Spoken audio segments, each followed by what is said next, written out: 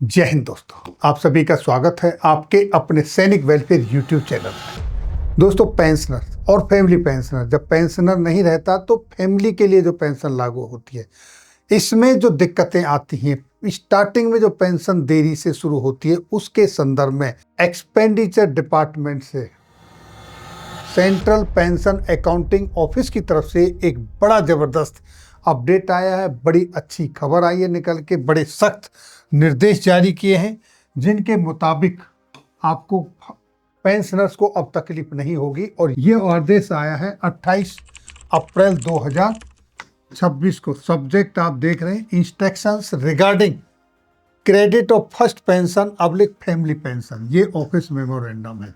इसके मुताबिक पहली पेंशन जारी करने के लिए बहुत ही सख्त निर्देश दिए हैं। ये मैं आपको संक्षिप्त में एक टेबल फॉर्म में दिखाता हूं जो कि आपके सामने है। देखिए, भारत सरकार वित्त मंत्रालय व्यय विभाग केंद्रीय पेंशन लेखा कार्यालय, तारीख आपके सामने है। प्रथम पेंशन पारिवारिक पेंशन जमा करने के संबंध में कड़े निर्देश, और वो इस तरीके से हैं।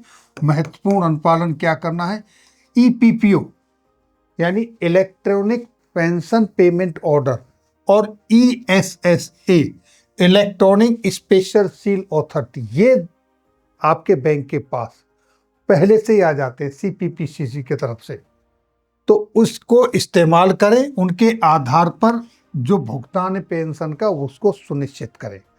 यानी कि आपकी जो पीपीओ की कॉपी है आपके पास, उसकी प्रतीक्षा ना करें बैंक के। पेंशनर उस पीपीओ की कॉपी हमारे पास लाएगा, हमें दिखाएगा, जब हम उसको पेमेंट करेंगे। नहीं, जो आपके पास पेपर है उनका इस्तेमाल करें और पेंशन रिलीज करें। सेंट्रल पेंशन अकाउंटिंग ऑफिस से प्राप्त जो डॉक्यूमेंट हैं उनकी स्कैन प्रतिलिपि जो है उसका स्कैन इस्तेमाल करें।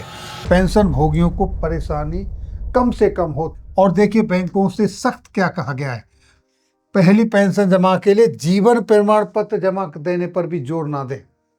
अक्सर होता क्या है, जब आप पेंशन आ जाते हैं, बैंक आपको बुलाता है, आप जाते हो पेंशन चालू करवाने के लिए, आपसे पहले जीवन प्रमाण पत्र लेता है, आपसे कुछ अंडरटेकिंग लेता है, जैसे कि एक्सेस पेमेंट हुआ है तो उसकी रिकवरी के लिए।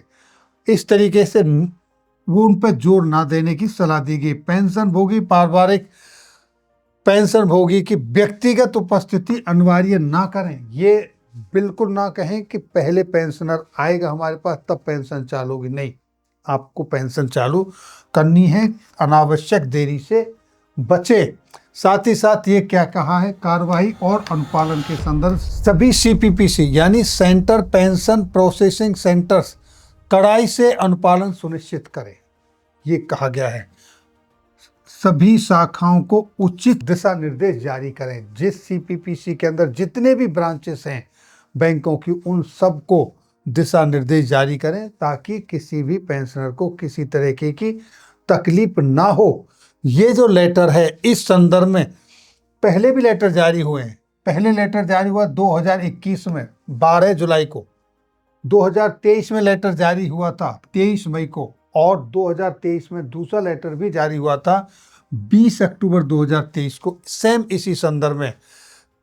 At the time of credit of first pension, उसके लिए जो कंडीशन बताई गई है सेम उसमें थी, और अब फिर से ये जारी किया है और जोर देकर कहा है कि इसको सख्ताई से पालन करें और सुनिश्चित करें सीपीपीसी अपने ब्रांचों से कि वो इसका पालन हो रहा है या नहीं हो रहा है। अगर नहीं हो रहा है तो उस पर कार्रवाई करें, लेकिन किसी भी कंडीशन में पेंशनर और फैमिली पेंशनर्स को परेशान ना करें। उसकी पेंशन फटाफट प्रथम पेंशन जो है वो क्रेडिट करें ताकि उसके जो अपने खर्चे हैं, ज़रूरत है, उनका इस्तेमाल हो और वो उसका जीवन अच्छे से चलना शुरू हो। तो ये थी जानकारी। ये जानकारी अगर आपको अच्छी लगी अपने दोस्तों के साथ शेयर करें। अगर आपको चाहिए ये कॉपी लेटर की तो आप हमारे व्हाट्सएप चैनल पर जुड़े, वहाँ पर ये कॉपी मिलेगी। और इस तरह की जितनी भी जानकारियाँ मैं शेयर करता हूँ वो सारी जानकारियाँ वहाँ, सारे अथॉरिटी लेटर, सब कुछ आपको वहाँ पर मिल सकते हैं। तो फिर मिलेंगे आपके वेलफेयर से रिलेटेड किसी अन्य जानकारी के साथ अगली वीडियो में। तब तक के लिए जय हिंद, जय भारत।